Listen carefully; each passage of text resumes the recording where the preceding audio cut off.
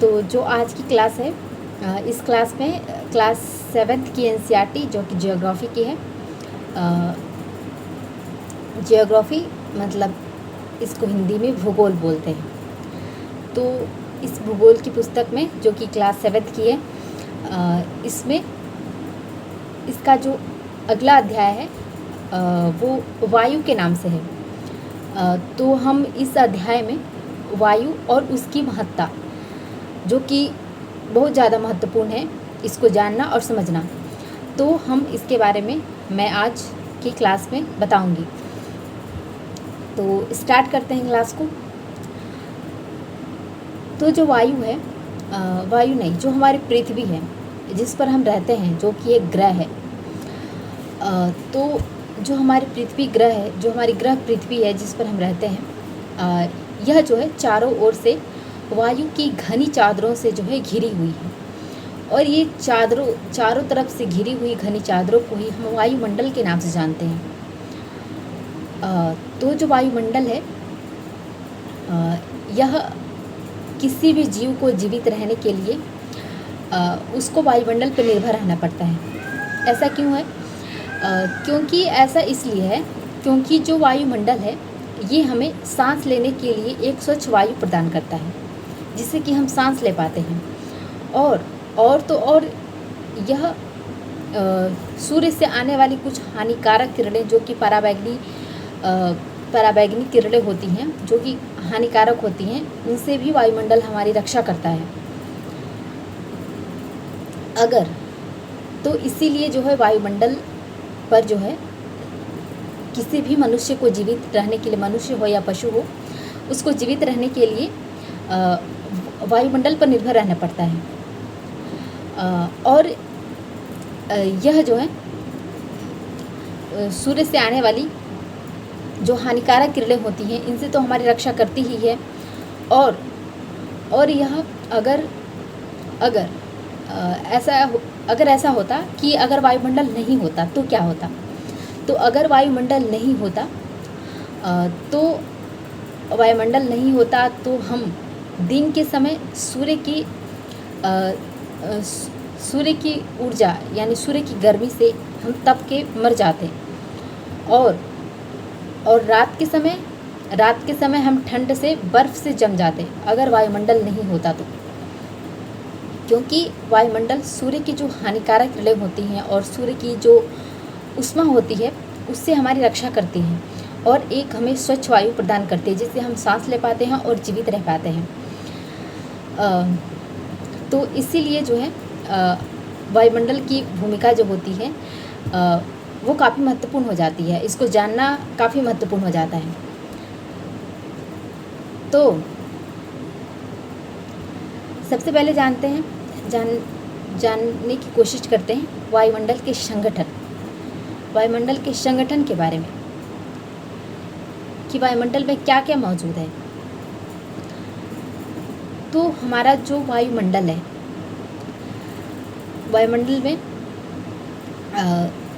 वायुमंडल तो हमें सांस लेने के लिए वायु प्रदान करता ही है। साथ ही साथ इसमें वायुमंडल में कुछ महत्वपूर्ण गैसें भी मौजूद होती हैं, जो कि हमारे जीवन के लिए और हमारे दिनचर्या रहन सहन में और पशु पक्षी सबके लिए जो है काफ़ी लाभदायक होती है।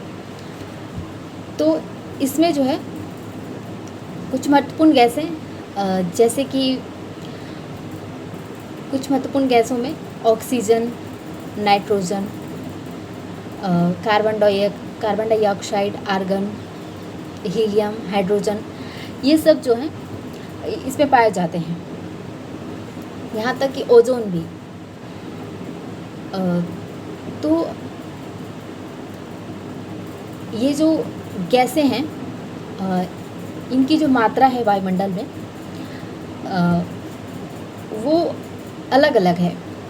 मतलब ऐसा नहीं है कि सभी जो गैसें हैं सभी समान मात्रा में मौजूद हैं, ऐसा नहीं है। जो नाइट्रोजन गैस है, नाइट्रोजन की जो संख्या है वायुमंडल में सबसे ज़्यादा है। इसका जो वैल्यू है, इसका जो मूल्य है, वह 78% तक का है। तो हमारे वायुमंडल में 78% जो है नाइट्रोजन मौजूद है। और जिससे कि हम जो कि हमारे सांस लेने में सहायता करती है। तो मतलब हम तो ज़्यादातर यही सुनते हैं कि हम ऑक्सीजन नहीं होता तो हम सांस नहीं ले पाते। तो फिर नाइट्रोजन की क्या महत्ता है, नाइट्रोजन का क्या योगदान होता है। तो जो नाइट्रोजन है, नाइट्रोजन को तो हम जो हम नाक से सांस लेते हैं उसमें हम नाइट्रोजन को भी अपने फेफड़ों तक पहुंचाते हैं और फिर वापस जो है फेफड़ों से फिर वापस नाइट्रोजन बाहर निकल जाता है। और तो वही नाइट्रोजन जो है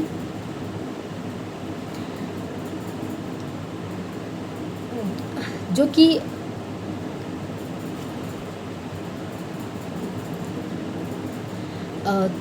तो इस प्रकार जो है हम नाइट्रोजन तो हमारे लिए महत्वपूर्ण नहीं है, क्योंकि नाइट्रोजन को हम फेफड़ों तक पहुंचाते तो हैं, लेकिन यह अपना काम करके वापस बाहर निकल जाता है, निकाल भी देते हैं। मतलब नाइट्रोजन को ज़्यादा देर तक अंदर नहीं रख पाते हैं, तुरंत जाता है तुरंत निकल आता है। और जो पेड़ पौधे होते हैं, हमारे लिए तो नाइट्रोजन उतना महत्वपूर्ण नहीं है, हमारे लिए तो ऑक्सीजन महत्वपूर्ण है। तो जो पेड़ पौधे हैं इनके लिए जो है नाइट्रोजन काफ़ी महत्वपूर्ण है, क्योंकि इनके पोषण और इनकी वृद्धि में जो है नाइट्रोजन से ही इन्हें पोषण प्राप्त होता है। लेकिन एक काफ़ी महत्वपूर्ण बात यह है कि जो नाइट्रोजन है, नाइट्रोजन को जो पौधे होते हैं ये सीधे ग्रहण नहीं कर पाते हैं। मतलब डायरेक्ट जो है नाइट्रोजन को जो हरे पौधे होते हैं ये नहीं ग्रहण कर पाते हैं। और तो फिर उनके पास कैसे नाइट्रोजन पहुंचता है, ये क्वेश्चन आएगा दिमाग में। तो उनके पास नाइट्रोजन ऐसे पहुंचता है कि जो हमारी मृदा होती है, मिट्टी होता है, या फिर जो पौधे होते हैं उनकी जो जड़ें होती हैं उसमें कुछ जीवाणु मौजूद होते हैं। तो वो जो जीवाणु होते हैं वो नाइट्रोजन को ग्रहण करते हैं और फिर वो जड़ों या और मिट्टियों में नाइट्रोजन को छोड़ देते हैं, नाइट्रोजन को फैला देते हैं। तो इस प्रकार जो है पौधों को और मिट्टी जो है नाइट्रोजन से युक्त हो जाती है और पोषण उपजाऊ हो जाती है। तो इस प्रकार जो है पौधों का जो विकास होता है वो अच्छे से हो पाता है। और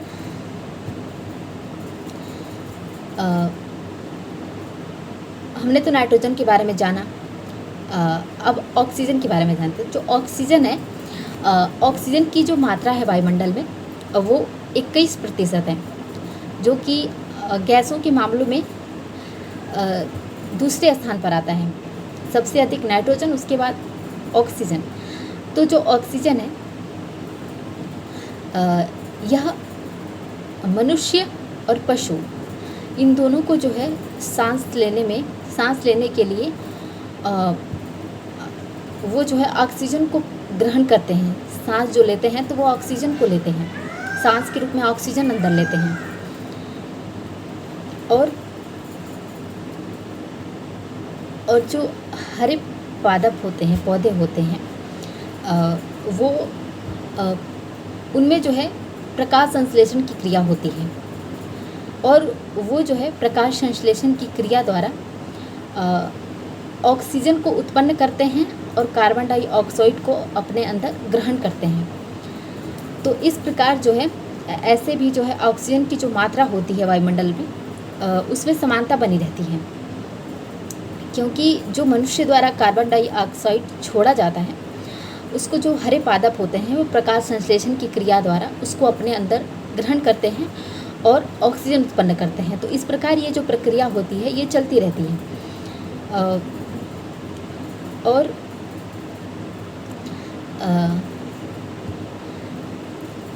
अगला जो गैस है वो कार्बन डाइऑक्साइड है। तो जो कार्बन डाइऑक्साइड है इसकी मात्रा भी जो है वायुमंडल में अधिक है, ज़्यादा नहीं, 0.03% ही है।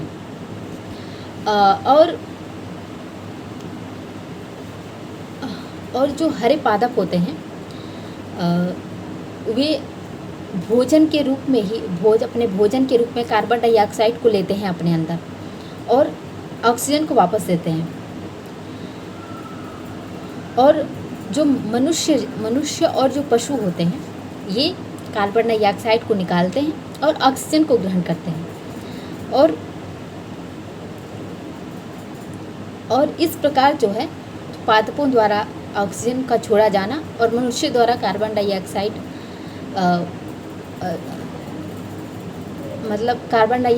मनुष्य द्वारा ऑक्सीजन को अपने अंदर ग्रहण करना और पादपों द्वारा ऑक्सीजन को छोड़ा जाना। तो इस प्रकार ये जो है वायुमंडल में इस प्रकार का जो है संतुलन बना रहता है, ताकि ऑक्सीजन और कार्बन डाइऑक्साइड दोनों की जो मात्रा है उसमें कमी ना हो पाए। लेकिन यह जो संतुलन होता है यह बिगड़ भी जाता है। तो ये कैसे बिगड़ता है और कब बिगड़ता है? तो ये तब बिगड़ता है जब कोयला की जो खदानें होती हैं या फिर खनिज तेल की जो खदानें होती हैं, जब इनको खोदा जाता है या फिर कोयला या फिर खनिज तेल को जब जलाया जाता है ईंधन के रूप में, तो इस प्रकार जो यह संतुलन होता है वह डगमगा जाता है, गड़बड़ा जाता है। और इस प्रकार जो हमारा वायुमंडल है इन खनिज तेल और कोयला जैसे ईंधनों के जलने से उसमें दिन प्रतिदिन जो कार्बन डाइऑक्साइड की मात्रा होती है वह बढ़ती चली जाती है।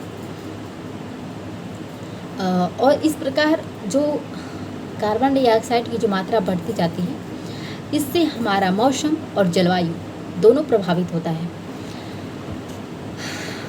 तो जो कार्बन डाइऑक्साइड है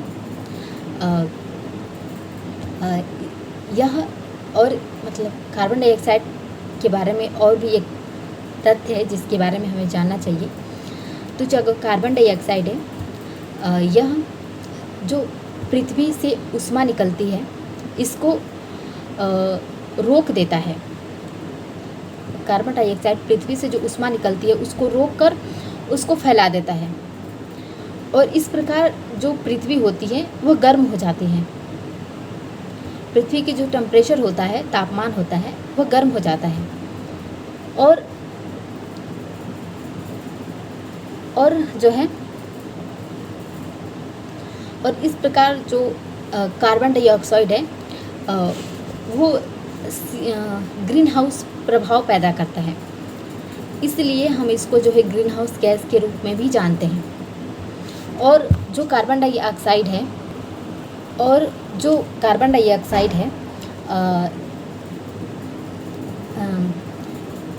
अगर कार्बन डाइऑक्साइड है तो हमारी पृथ्वी जो होती है वो गर्म हो जाती है।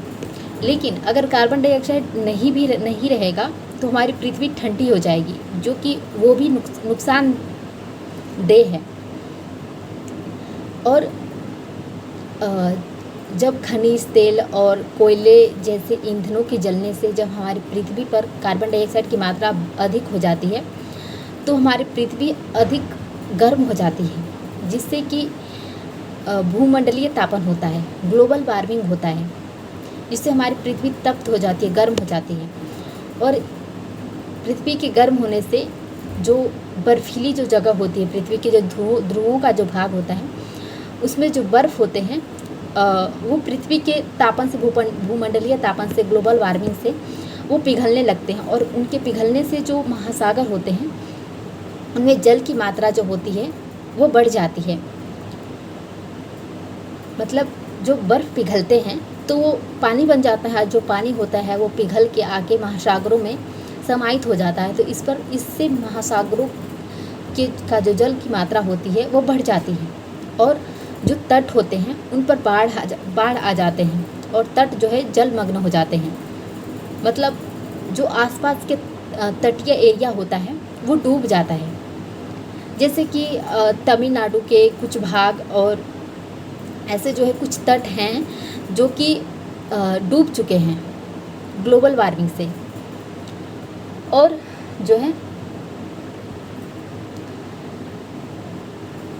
और अगर इस ग्लोबल वार्मिंग को, भूमंडलीय तापन को कम नहीं किया गया तो इस प्रकार जो हमारी पृथ्वी है पूरी डूब जाएगी, जलमग्न हो जाएगी। तो ये जो समस्या है वर्तमान में, ग्लोबल वार्मिंग की जो समस्या है जो कि कार्बन डाइऑक्साइड के बढ़ने की वजह से है, इसको सरकार जो है कम करने पर ध्यान दे रही है, ऐसी बात नहीं है। और अब हम वायुमंडल की संरचना के बारे में जानेंगे। वायुमंडल की संरचना कैसी है? तो जो हमारा वायुमंडल है इसमें 5 प्रकार के स्तर पाए जाते हैं, 5 स्तरों में विभाजित हैं। तो वो 5 जो स्तर हैं, लेयर हैं, वो कौन कौन से हैं? तो पहला है क्षोभमंडल, समताप मंडल, मध्य मंडल, बाह्य वायुमंडल और बहिर्मंडल। ये जो 5 लेयर हैं ये वायुमंडल के हैं। और हम सबसे पहला जो स्तर है उसके बारे में जानने की कोशिश करते हैं। पहला लेयर क्या है? पहला लेयर है, तो जो वायुमंडल का जो पहला परत है वो है क्षोभमंडल। तो जो क्षोभमंडल है इसकी जो ऊंचाई है वो क्षोभमंडल की जो ऊंचाई है वो 13 किलोमीटर है। और ये ऐसा परत है, ऐसा लेयर है जिस पर वायुमंडल मौजूद है। जो हमारा वायुमंडल है वो क्षोभमंडल पर ही मौजूद है और इसी क्षोभमंडल पर ही वर्षा, वाष्पन और जो संघनन की जो क्रिया होती है और जो कोहरा बनता है शीत ऋतु में, जो कोहरा बनता है शीत ऋतु में,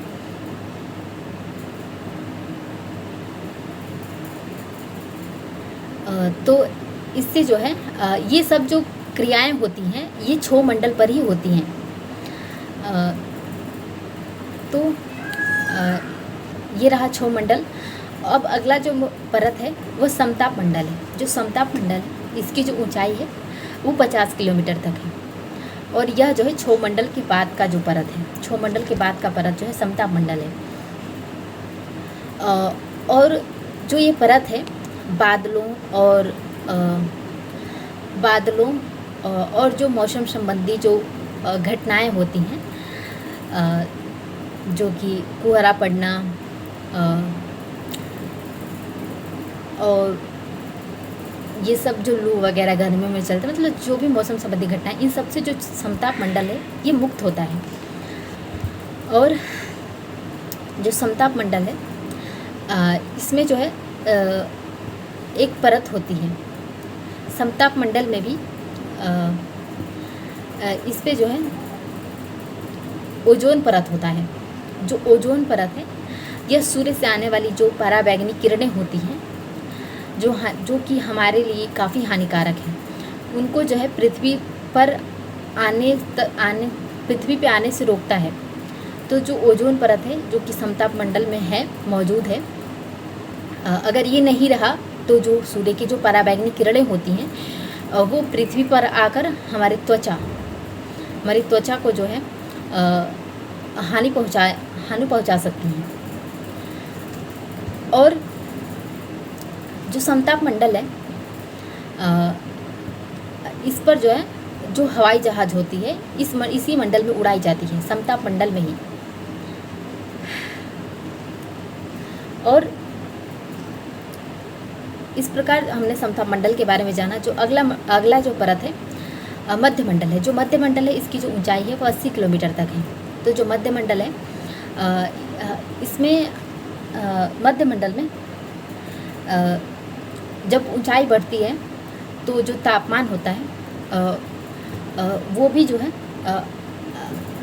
बहुत अधिक तीव्रता से जो है बढ़ता है, तापमान भी, क्योंकि इसमें जो है आयन मंडल होता है, जो कि 80 से 400 किलोमीटर तक होता है।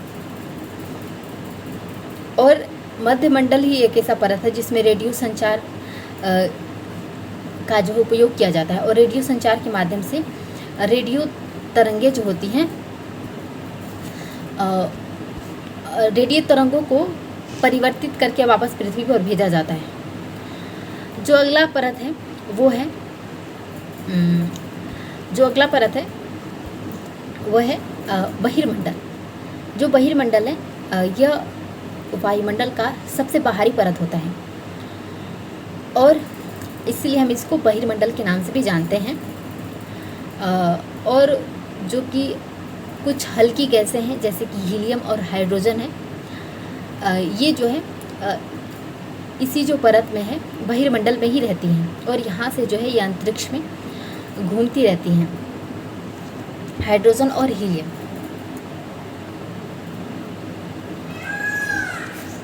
तो हमने वायुमंडल के परतों के बारे में जाना, वायुमंडल का जो संरचना है उसके बारे में जाना। अगला जो टॉपिक है वो है मौसम और जलवायु। तो जो मौसम और जलवायु है, सबसे पहले मौसम के बारे में जानते हैं। मौसम क्या है? लोग ऐसे कैसे कहने लगते हैं कि आज का मौसम, आज बारिश होने वाली है, तो आज कड़ाके की धूप है, शाम को ऐसा मौसम हो सकता है। मतलब ऐसा अनुमान कैसे लगा लेते हैं लोग? तो ऐसा अनुमान इसलिए लगा पाते हैं क्योंकि जो वायुमंडल है उसको हम जो है अनुभव कर पाते हैं। जो हमारा मस्तिष्क है वो जो है मौसम के जो पूर्वानुमान होता है उसको देख पाता है, समझ पाता है, क्योंकि वो अनुभव करता है, आंखों से देखता है। और जो मौसम संबंधी होता है, जैसे कि बारिश हो रहा है, बारिश होने वाली है, तो उसको समझ में आ जाता है कि हाँ बारिश होने वाली है। तो इस प्रकार जो है जो मौसम होता है वायुमंडल के जो प्रत्येक घंटे और दिन प्रतिदिन की जो स्थिति होती है उसी को हम मौसम कहते हैं। क्योंकि जो मौसम होता है वो कभी भी बदल सकता है, मौसम कभी भी एक जैसा नहीं होता है। वो दिन में कई प्रकारों में जो है मौसम, कई प्रकार का मौसम हो सकता है। सुबह खिली धूप हो गई, शाम को बारिश हो गया, रात को ठंड हो गई, इस प्रकार जो है मौसम बदल सकता है।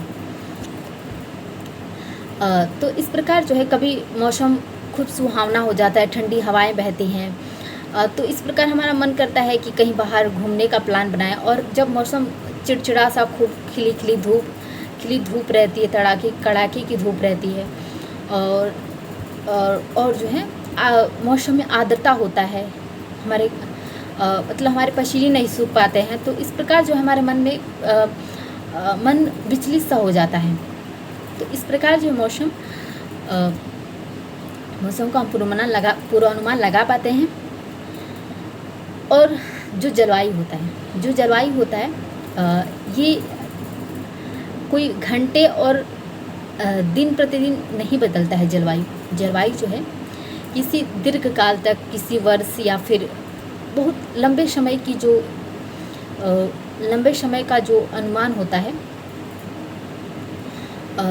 तो हम उसी को जो जलवायु कहते हैं। जलवायु जो है दीर्घ अवधि का जो है स्थिति होता है। और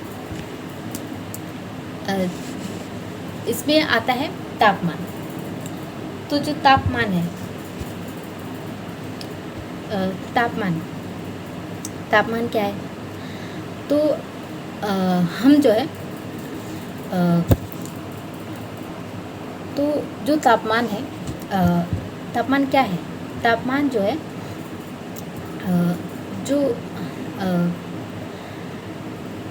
जो हम ताप का अनुभव करते हैं, वायुमंडल में जो दिन और घंटों में जो तापमान बदलता रहता है, हम उसी को तापमान कहते हैं।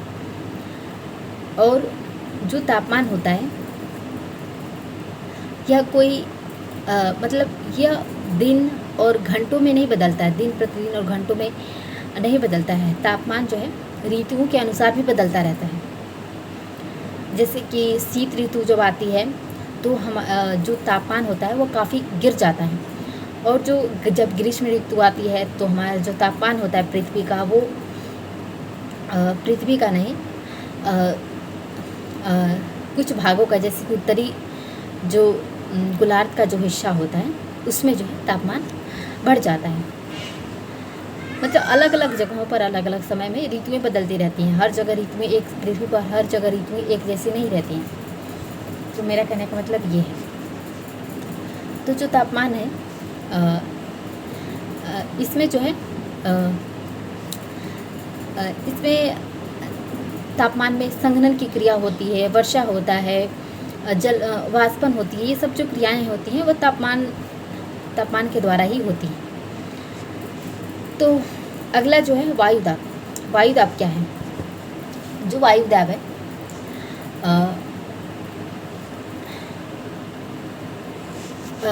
जो पृथ्वी का सतह होता है हमारा, उस पर वायु के द्वारा जो दाब लगाया जाता है हम उसी को वायुदाब कहते हैं।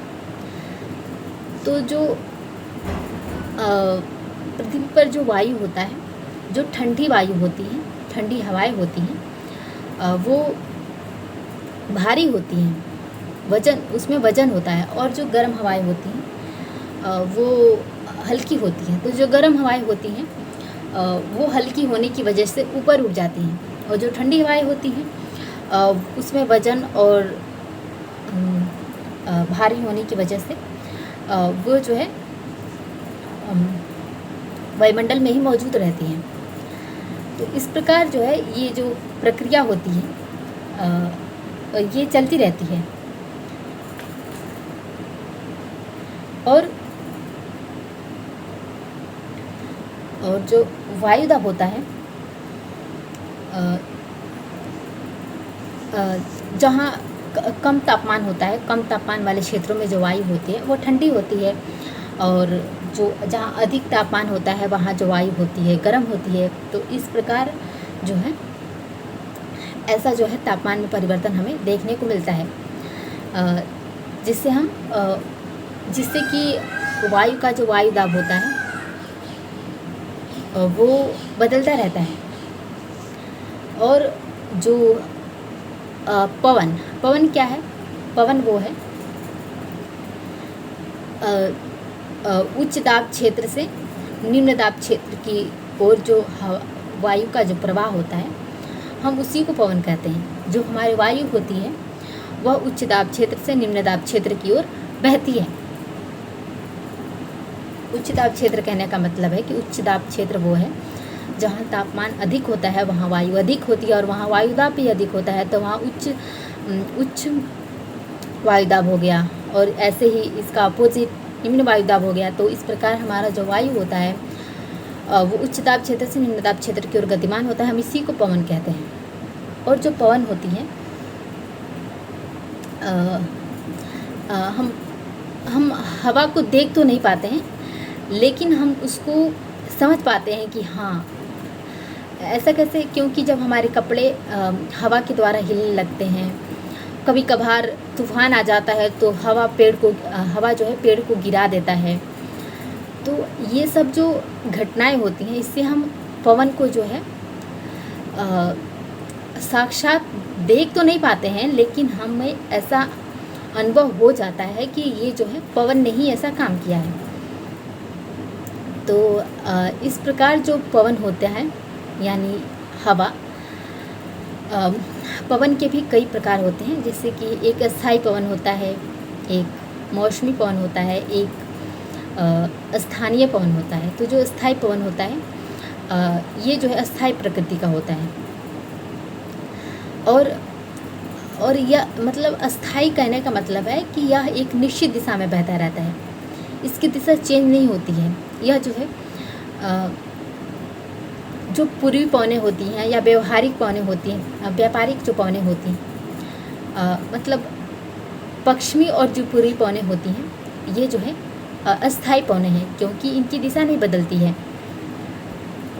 दूसरा है मौसमी पवनें। जो मौसमी पवनें हैं ये जो है ऋतुओं के बदलने से जो है इनमें परिवर्तन होता है। जैसे कि भारत में जो मानसूनी जो पवनें होती हैं, उत्तर पश्चिमी जो मानसूनी होता है, इसके आने से जो है भारत में जो पवन की जो दिशा होती है उसमें बदलाव देखने को मिलता है, क्योंकि ऋतुएं भी चेंज हो जाती हैं। और अगला है स्थानीय पवन। तो जो स्थानीय पवन है ये जो है किसी स्थान को दर्शाता है। स्थानीय पवन मतलब किसी छोटे क्षेत्र में ये जो है मतलब कोई ऐसे क्षेत्र में ये दिन के समय चलती है, इसीलिए हम इसको स्थानीय पवन कहते हैं। मतलब ये किसी छोटे से क्षेत्र में जो है उसी क्षेत्र में चलती रहती है, इसीलिए हम इसको स्थानीय नाम। तो पवन के भी जो है 3 प्रकारों में बांटकर हम पवन को देखते हैं।